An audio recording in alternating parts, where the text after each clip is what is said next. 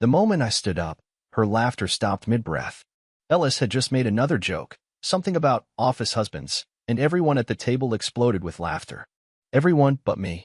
I was already sliding my chair back, careful not to knock over the ceramic cup of untouched cappuccino in front of me.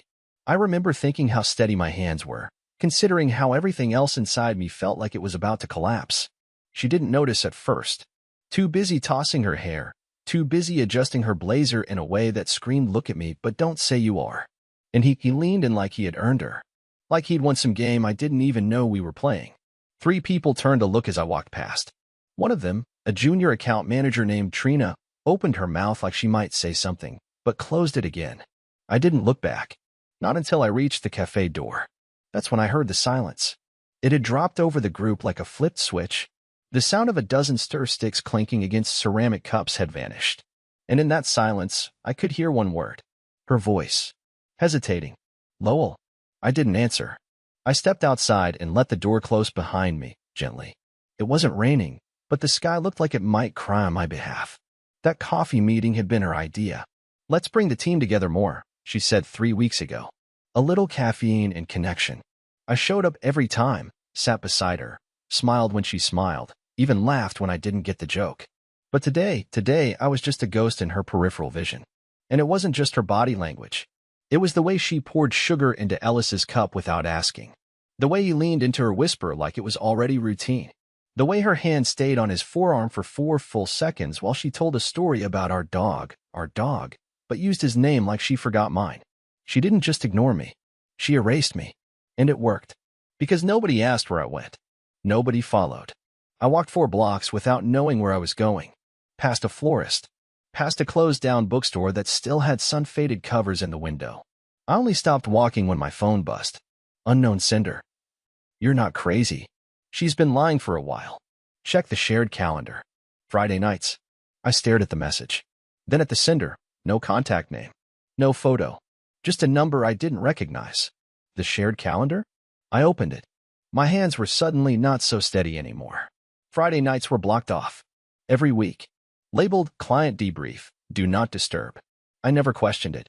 I just heated leftovers and watched reruns while she worked late. But the calendar had attachments. Hidden at first. Until I scrolled far enough. Receipts. A hotel confirmation. A dinner reservation for 2. All with timestamps that lined up perfectly. And that's when I understood. This wasn't just about coffee. This wasn't about Ellis making her laugh. This was the beginning of the part where everything I believed about my marriage would start peeling away. Quietly. Brutally. And in public. I don't remember walking home. I really don't. One minute I was standing outside Morning Roast staring at that message, and the next I was inside our apartment, the door half shut behind me, my shoes still on. I stood there in the hallway like I'd forgotten how living in my own home worked. Everything looked exactly the same, her coat on the hook, our keys in the bowl, the candle on the table that she always lights but never finishes. But suddenly, all of it felt rented. Like nothing inside these walls belonged to me anymore. Not even the air. I sat down on the couch and opened the shared calendar again. I didn't want to. I didn't want to keep digging. But you know that sick part of your brain that needs to know everything, even if it's going to break you? That part 1. The timestamps matched 2 perfectly. Dinner reservations at a place I couldn't afford even if I skipped 2 months of rent. A massage appointment with 2 names on the receipt. A wine tasting. Hotel check-ins logged through her company's travel portal, under client relations, of course. It was all there. All of it. Quietly sitting in the calendar I helped her color code 3 years ago. I didn't even know who the sender was. The message was gone by the time I tried to reply. Deleted. No history. Just the echo of what they'd shown me. I tried to calm myself down, repeating useless little things like there has to be an explanation or maybe it's just work, but that kind of denial only works if you haven't already seen the evidence laid out like a roadmap to your own humiliation. It was almost noon when she texted me. "Zoe, hey, you okay? That was weird this morning. Can we talk tonight?" That was all. No apology. No concern. Just detached curiosity. Like I'd spilled a drink at brunch, not quietly walked out on the life we'd supposedly built together. I didn't answer. I couldn't. My fingers hovered over the screen for nearly 20 minutes before I finally threw my phone across the room. It landed on the rug and didn't even crack. Of course it didn't. I opened my laptop next. I hadn't checked my personal email in weeks. I mostly use it for coupons and software logins. But when I signed in, there were two new messages that caught my eye immediately. Both from addresses I didn't recognize. Both with subject lines that made my stomach turn. The first, thought you should see what she's been up to. Sorry. The second, not trying to hurt you. Just tired of the lies. My heart thudded like it wanted to quit on me. I clicked the first email. Inside were photos. Her. In that same burgundy blazer she wore last Friday. Standing outside the Halbridge Hotel with Ellis. Laughing. Hugging. Kissing. His hand on the small of her back. Her fingers in his hair. No shame. No hesitation. There was a time when the sight of her smile lit up my whole day. Now it felt like someone had set fire to my insides and walked away whistling. I closed the laptop. I couldn't take any more. But as I sat there, on the edge of our beige sofa with a half-eaten granola bar still sitting on the coffee table, I realized something sickening. She didn't even try to hide it. The calendar wasn't locked. The hotel wasn't out of town. The messages were out in the open. She hadn't tried to cover her tracks because she didn't think I mattered enough to check. I wasn't a threat. I was background noise. That broke me more than anything. Because I always thought that if someone cheated, at least they'd feel guilty enough to be careful. That maybe, it meant they still had some fear of hurting you. But this was something worse. It was complete emotional invisibility. I think I sat there for hours. I didn't cry. I didn't scream. I just kept asking myself the same question over and over again. How long has she been gone? Even while she was here. I don't know what to do yet. Tonight, she'll come home. She'll probably pretend nothing's wrong. She might even want to cuddle. Maybe she'll heat up the leftover Thai food and act like we're still in some sitcom marriage. But something's changed in me now.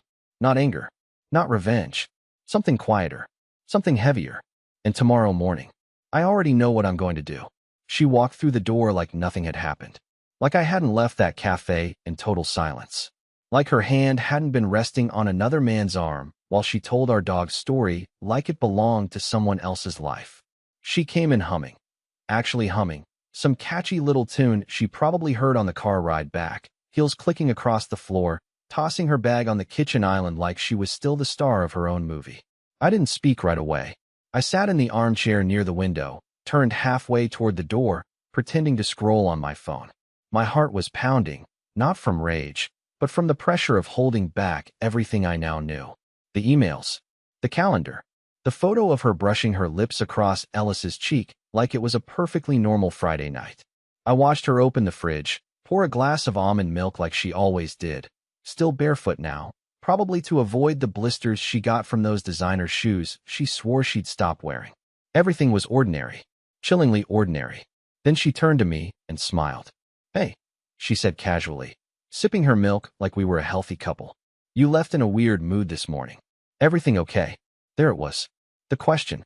Her tone wasn't worried, not even soft. It was curious, as if she was asking about a paper jam at the office printer. That was when it hit me. She wasn't confused.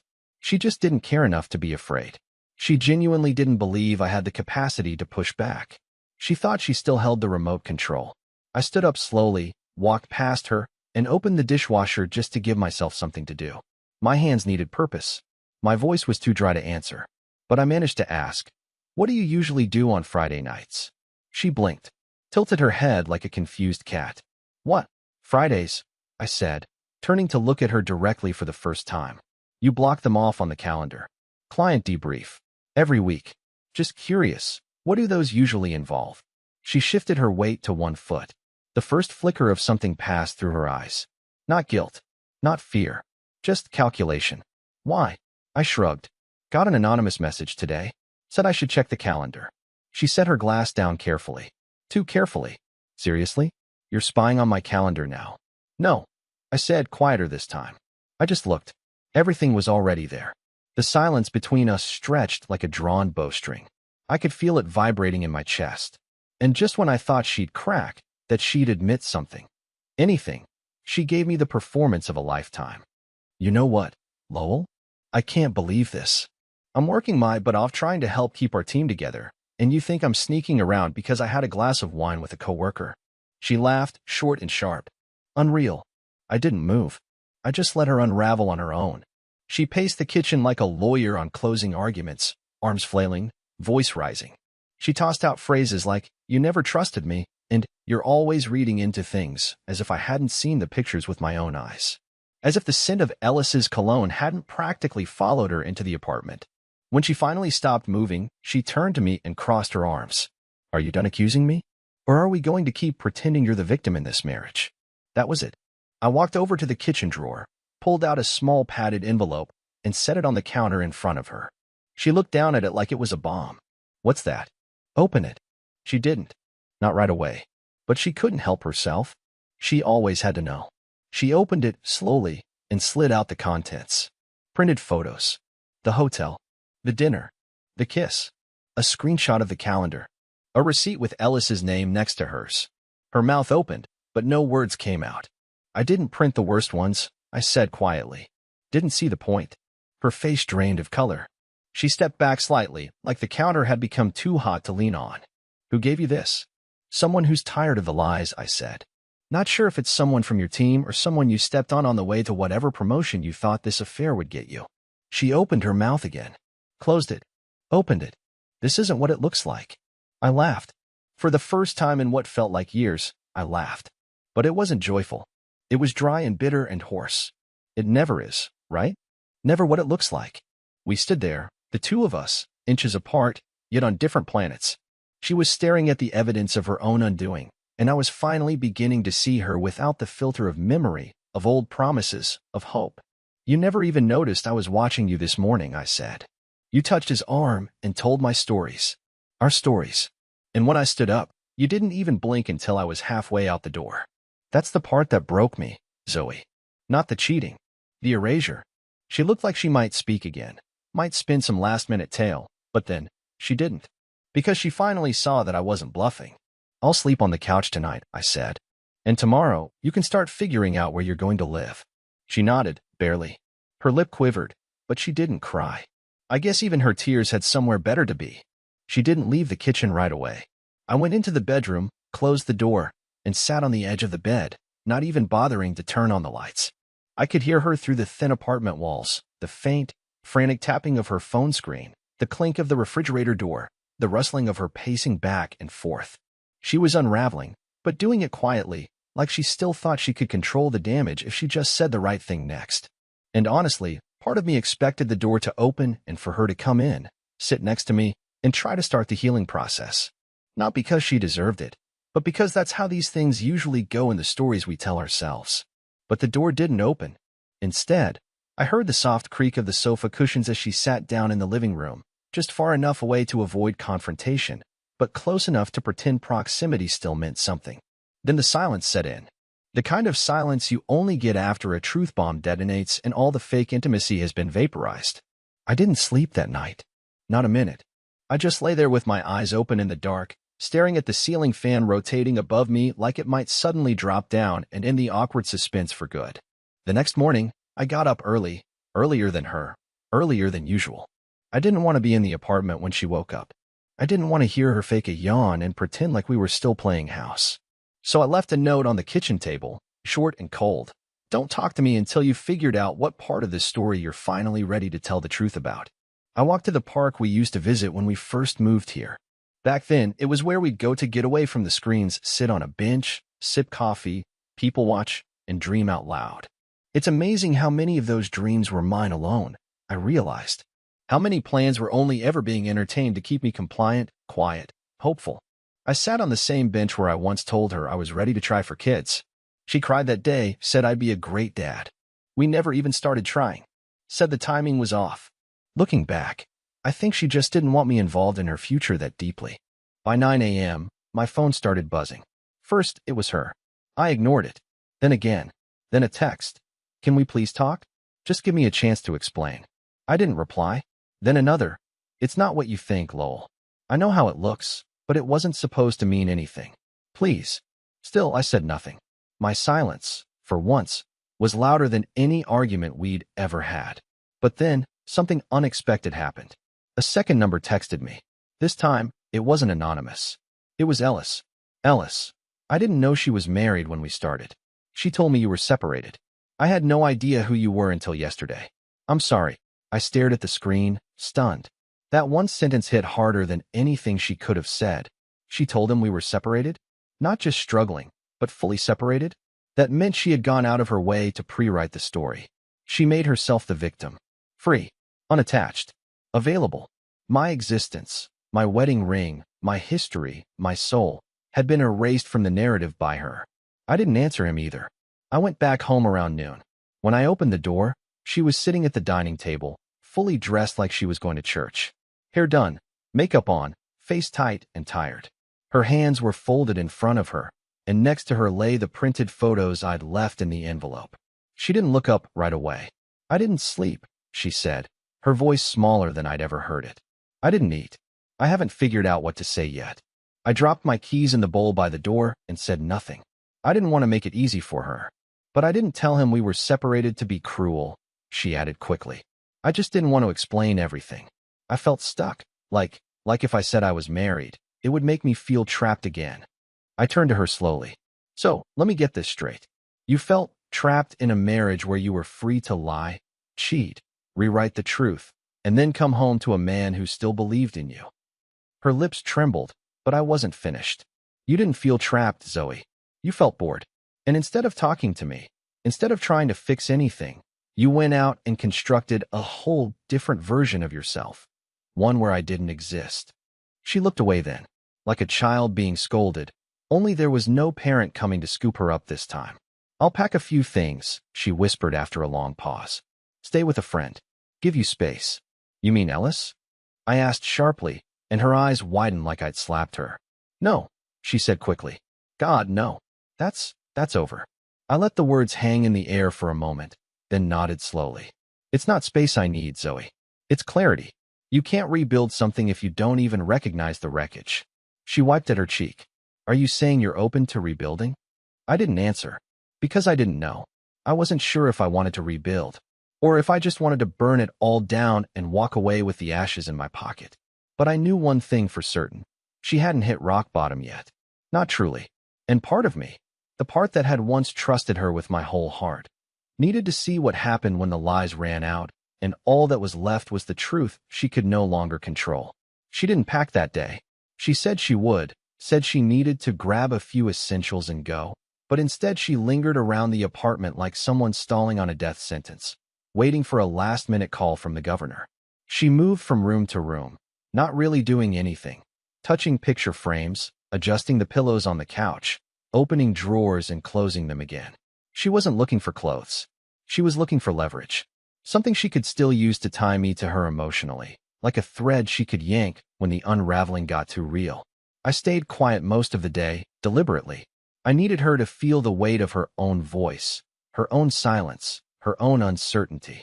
I didn't know her comfort anymore. I owed myself something for once. That was new for me. Hard, but necessary. Around 6, she finally pulled her overnight bag from the closet. She threw in a few outfits, some toiletries, a book she was pretending to read.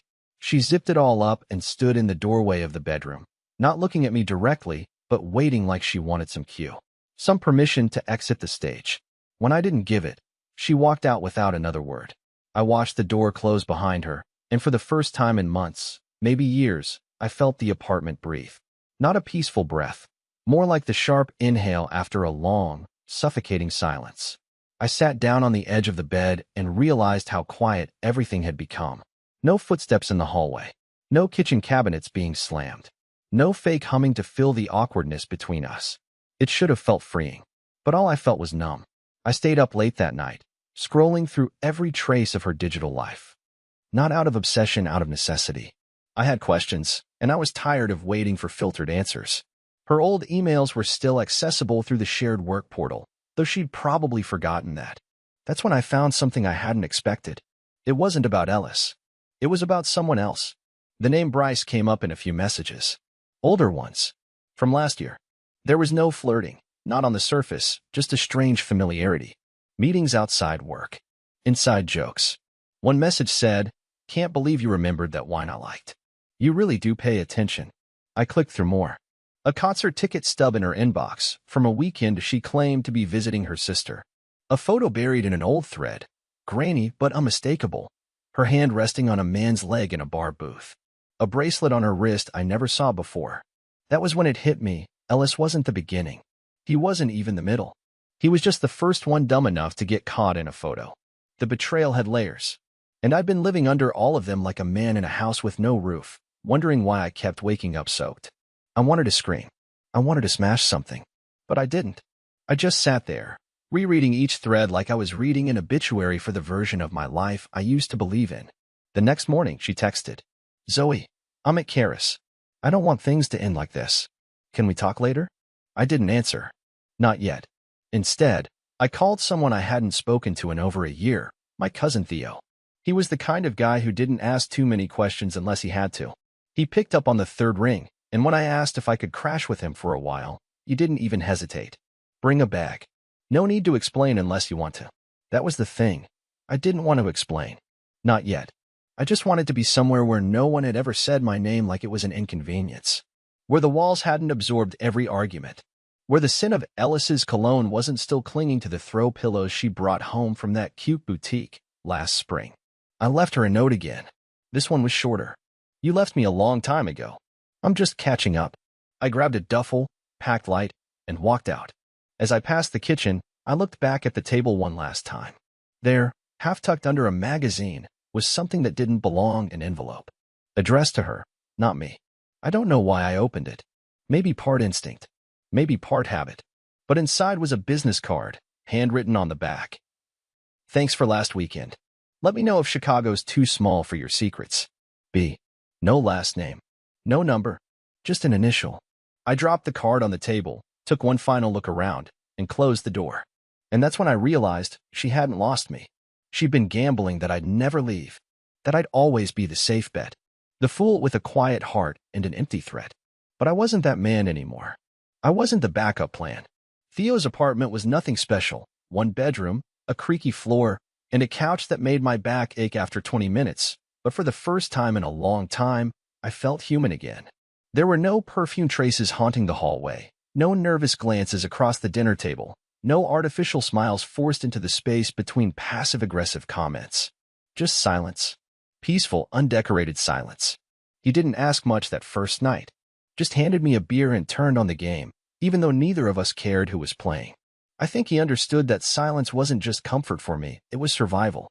But the next morning, as I sat in his kitchen with a chipped mug full of lukewarm coffee, the questions finally came. Gently. "So," he said, leaning on the counter, "you ready to tell me what kind of hell made you show up at my door without warning and a face like a kicked puppy?" I let out something between a sigh and a half-laugh. Then I told him. Not everything, not yet, but enough. About the cafe. About the calendar. About Ellis. About the photos. About the card from someone named B.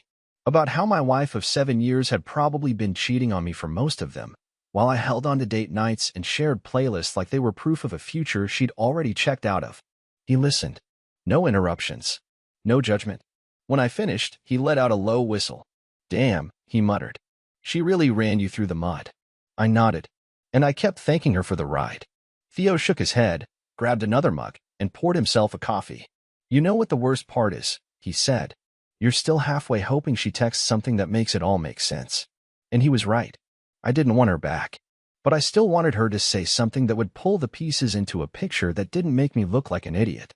Some kind of narrative that made her betrayals feel like a detour instead of a full exit. But that illusion was shattered before I even left the apartment that morning. Because when I opened my inbox, not my personal one, but the shared company account I still hadn't been locked out of, I saw something I wasn't meant to see. An invitation. Sent accidentally. Probably from one of her automatic contact groups. Subject, Zoe and Ellis, New Horizons launch mixer. Location, the Halbridge rooftop. Date, Friday, 7 p.m. Note, join us to celebrate a fresh start with friends, colleagues, and opportunity. My throat went dry. I read it twice, then 3 times. A fresh start? I hadn't even filed for separation yet. She was still married to me legally, emotionally, in name, in every file and tax document, and she was already throwing cocktail parties with him? And she had the audacity to invite me? I couldn't stop laughing. Not because it was funny. Because it was insane. Absurd. Like I'd stepped into some twisted alternate version of my life where I was the punchline of a joke no one even bothered to hide anymore. I didn't reply. I didn't send her a message. I didn't call. Instead, I forwarded the invitation to Theo. His response came seconds later. You going? I stared at the screen. My first thought was no. Of course not. Why would I walk into that? But then another part of me stirred. A smaller part. Angrier. Colder. The part that had sat in silence at that cafe and watched her laugh like I didn't exist. The part that had read emails from men who only existed in her life because she rewrote the script. I texted back. But not for the drinks. The next few days blurred. Zoe sent a few more messages, each more frantic than the last. She said she'd been reevaluating everything. She said she needed time to think.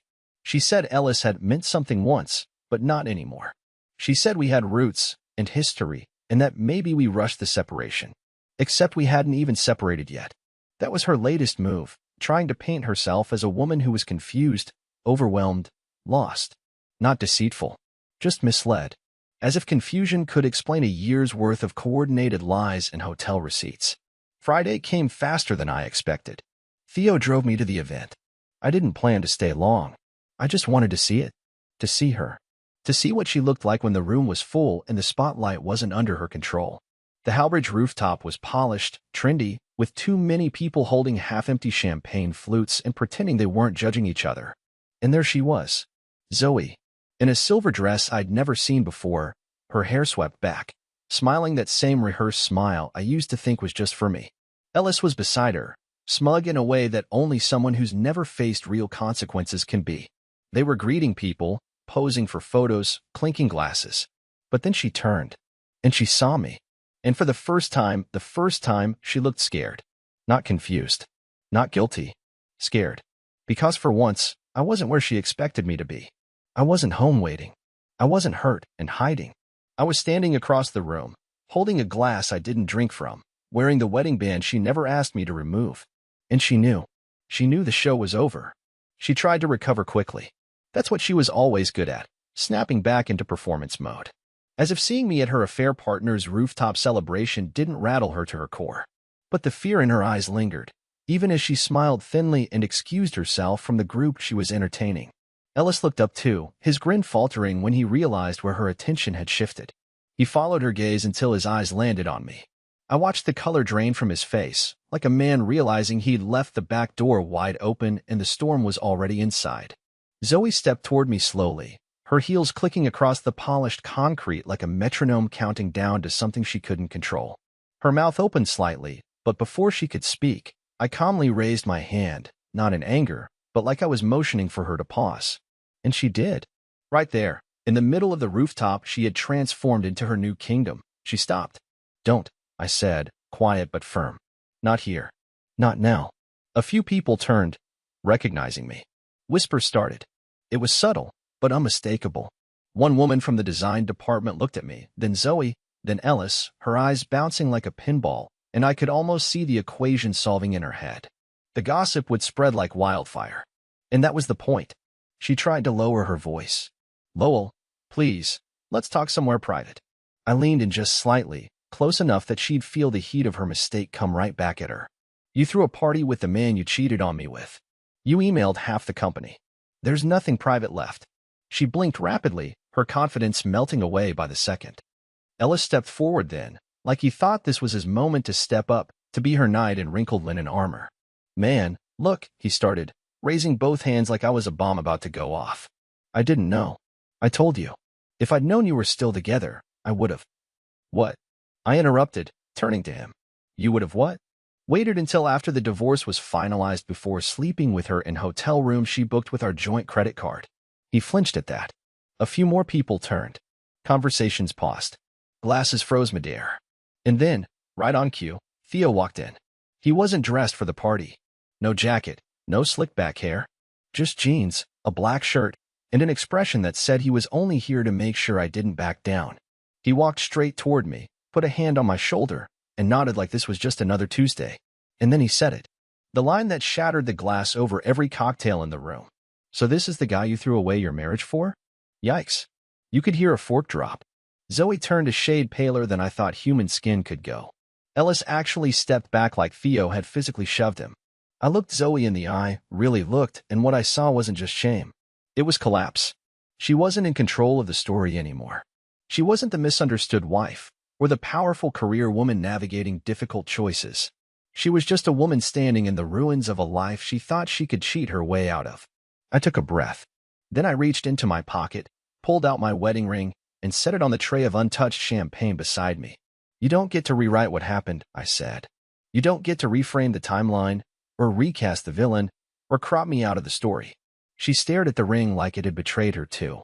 Lowell, wait, she whispered, stepping closer. We can still talk. I made mistakes, but I never stopped loving you. I stepped back. You didn't love me. You loved the idea of me quiet, reliable, always waiting at home while you tried on other lives to see if they fit better. Her lip trembled. You don't understand. I wasn't trying to hurt you. And yet, I said, you managed anyway. Theo, and I turned to leave. I didn't look back, even when I heard a glass fall. Even when I heard someone call Zoe's name like she might faint. Even when Ellis muttered something under his breath that sounded like an apology to no one in particular. Downstairs, we stepped into the night air. It was cool, breezy, and for the first time in what felt like years, I could actually breathe. She's going to call you tonight, Theo said, as we walked toward his car. I know, I replied. You going to answer? I didn't say anything for a moment. Then I smiled, not bitterly, but peacefully, and said, only if I feel like hearing another lie. He laughed. That's the guy I was hoping would show up. I leaned against the car, closed my eyes for a second, and whispered to myself, she can't rewrite it now. Not with this ending. And somehow, that felt better than revenge. That night, she did call. I let it ring. Then she called again. This time, she left a voicemail.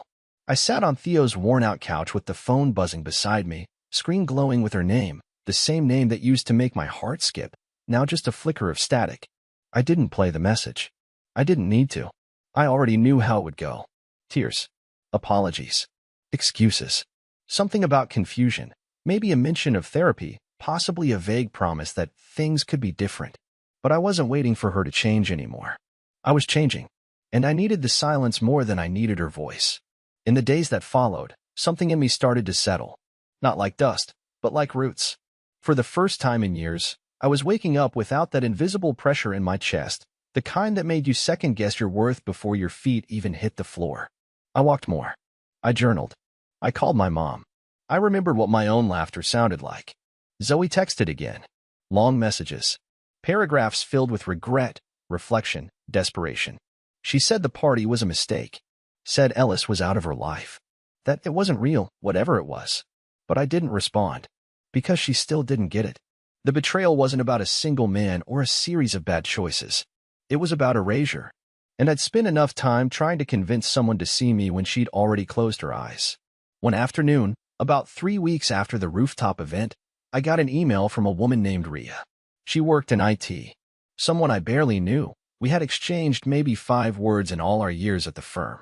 She wrote, I saw what happened at the mixer. I just wanted to say, you weren't invisible. People noticed. And I hope you're doing okay. I stared at the screen for a long time, then smiled. It was small. Simple. But it was the first time in a while someone saw me, and not just as an accessory to someone else's story. That week, I filed the paperwork. No drama. No fanfare. Just a quiet signature on a quiet afternoon. I mailed it, walked out of the building, and stood on the sidewalk breathing like the city had finally stopped pressing down on me. And then, something surprising happened. Ria invited me for coffee. Not a date. Just coffee. We sat by the window of a quiet cafe on a rainy Tuesday, the kind of day I used to dread. But now, the sound of the rain felt comforting. She talked about poetry, about her dog, about her awful cooking. I told her about Theo's couch and the crooked floor lamp I was still fighting with. We laughed. Not loudly. Not dramatically. Just honestly. At the end of the hour, she looked at me and said, you seem lighter. And I was. Not because I found someone new. Not because everything was fixed. But because I finally stopped carrying the weight of someone else's dishonesty as if it was mine. Months later, Zoe messaged one last time. She said she heard I was doing better. That she hoped I was happy. That she'd always care about me. I didn't respond. Not because I hated her. But because I'd finally learned that peace doesn't require a performance. And that healing, real healing, doesn't come when the other person says they're sorry. It comes when you stop needing them to. So here I am. Not broken. Not bitter. Just free.